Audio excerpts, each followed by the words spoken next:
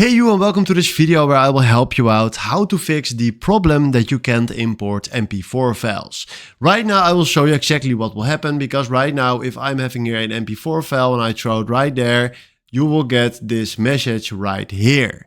I show you in a few seconds how we can solve this problem, and the first thing right here is go to Google, search for Handbrake, and then you need to be sure that you download Handbrake.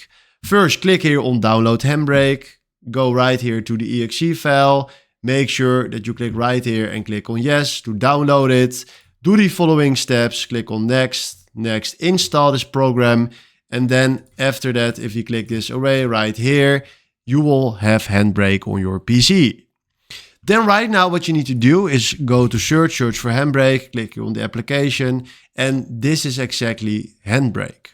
Then we go to the file, the same file that we tried, throw it right here in Handbrake. And then right now, the only thing that we need to do is change right here the place where you want to upload it to. So let's say this is fine. And then right now, he will automatically change it. So now if you click on start encode, he's preparing right here to do exactly what we need. So when this bar is filled up, we can throw it right here in Premiere Pro and we solve the problem. So what we're gonna do right now is we go here to Premiere Pro, we open right here our files, and then right now what we do is go to C, we go to user, to my name, videos, and then right now we have it standing right here. So now what we're gonna do is throw this to your timeline and see what happened, guys. See what is happening right here.